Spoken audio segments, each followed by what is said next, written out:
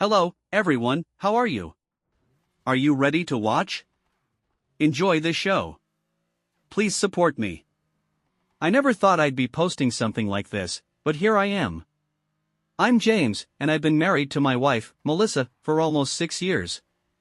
We've had our ups and downs, like any relationship, but I never imagined it would end up like this. The last few months have been a mess. Melissa and I had been arguing more than usual, and the tension was hard to ignore. It wasn't anything crazy, just small things that started to add up. She'd been on her phone more than usual, always hiding her screen when I walked by, which was odd because she used to be open with me about everything. I know this sounds cliché, but the change was subtle at first. I thought I was overthinking it. Then there's social media. Ugh. Melissa is all about her Instagram. She's always posting pics, tagging people, commenting on others' posts. It's like a constant buzz. At first, I didn't mind it. I mean, we all have our hobbies, right? But lately, it felt like she was spending more time with her phone than with me.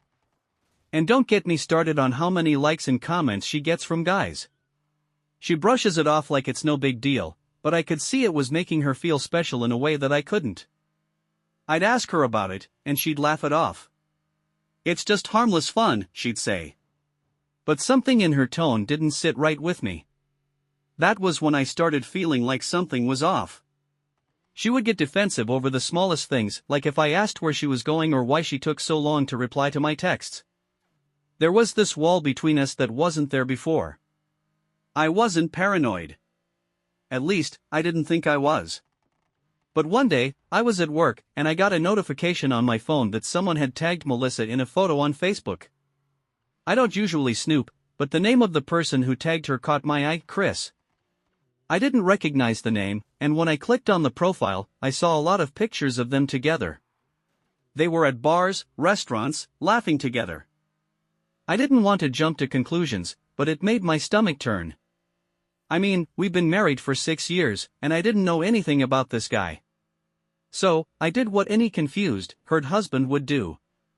I asked Melissa about it when I got home. I figured I'd give her the benefit of the doubt, but honestly, I knew something wasn't right. Thanks for the responses on the last post. It's been hard to get this out, but I need to continue. So, where was I? Oh yeah. So I asked Melissa about Chris. I wasn't trying to accuse her or make it a big deal. I just casually said, "Hey, I noticed you've been tagged in a bunch of photos with this guy, Chris." "Who is he?"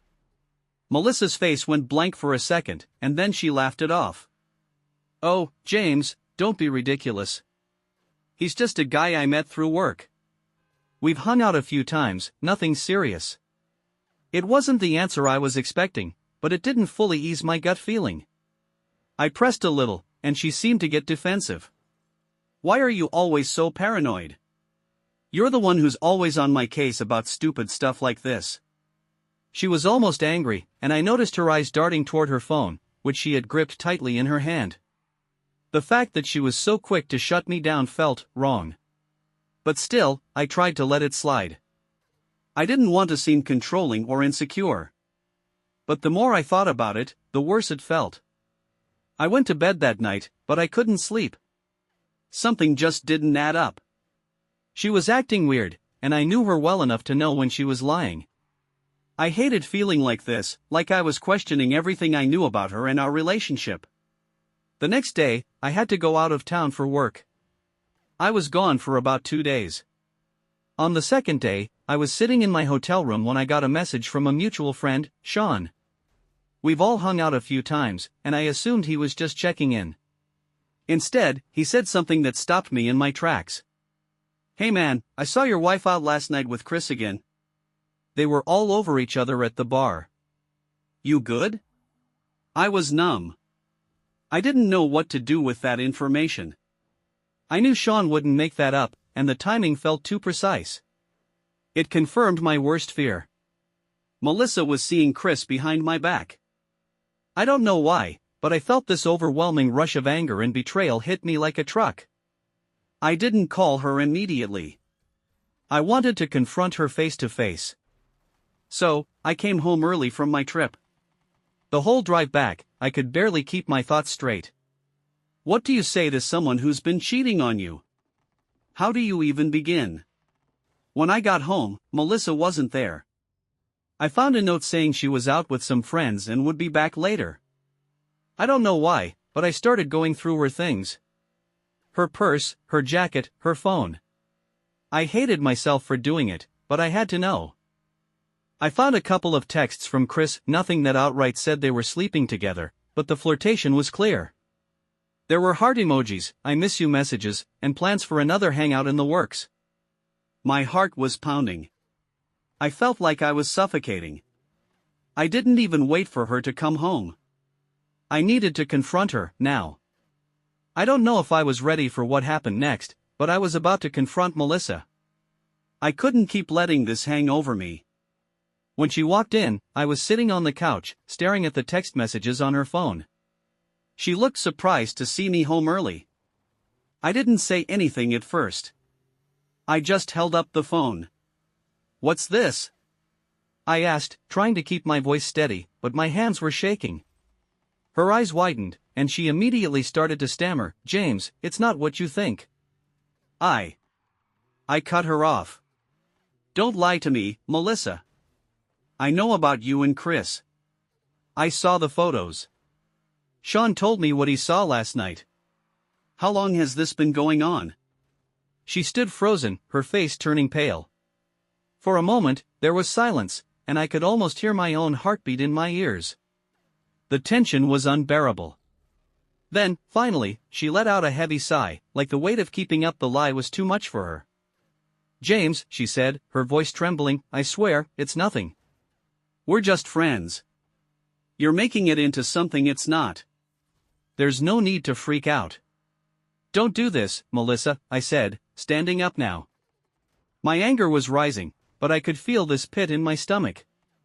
"You've been texting him for weeks, going out with him without telling me. You were all over each other at the bar last night.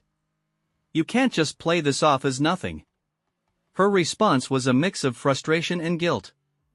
"It's not like that." She hesitated for a second, then dropped her eyes to the floor. "I don't know, James. It's complicated."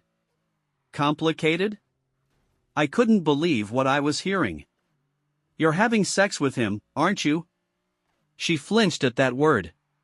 The silence hung in the air for a beat too long, and I didn't need her to say anything for me to know the truth. "Don't say it like that," she whispered, but her face told me everything I needed to know. I felt this wave of disgust and hurt flood over me. The woman I married, the woman I thought I could trust, was lying to me, cheating on me, and manipulating me with her words. This wasn't the woman I knew. "I don't even know who you are anymore, Melissa," I said, my voice cracking. "You've been lying, sneaking around, and you expect me to just act like everything's fine? You didn't even have the decency to tell me the truth." Her eyes welled up with tears, but there was no apology in her expression. Instead, she just stood there, her lips trembling. "I didn't want to hurt you, okay? I don't know why it happened, it did. I'm sorry, but I don't want to lose you." I laughed bitterly, shaking my head. "You already lost me, Melissa. You lost me the second you chose him over me." The words felt so final, like a door slamming shut, but they were true. She stepped toward me, reaching out to touch my arm. "James, please, don't do this. Let's work through it. I made a mistake, but we can fix this." I pulled away from her, the anger boiling inside me. "A mistake? This wasn't a mistake. This was a choice. You made that choice every time you sent him a message, every time you went out with him behind my back. You don't get to call that a mistake. You betrayed me. And that's something I can't just forgive." Melissa collapsed onto the couch, her face in her hands, sobbing. But I didn't feel sorry for her. Not anymore.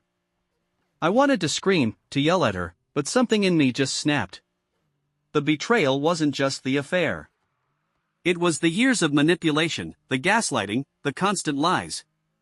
She thought she could get away with this, that I'd just look the other way. But no more. I'm done, Melissa, I said, my voice steady now. I'm done with all of this. She looked up, shock written all over her face. What? You're really leaving me over this? I didn't answer. Instead, I turned and walked out of the room, leaving her there, crying on the couch. I didn't know where I was going, but I couldn't stay in that house another second. Thank you for watching. I ask you to help me. Subscribe to my channel, put likes, and do not forget to comment. Thank you. See you in another video.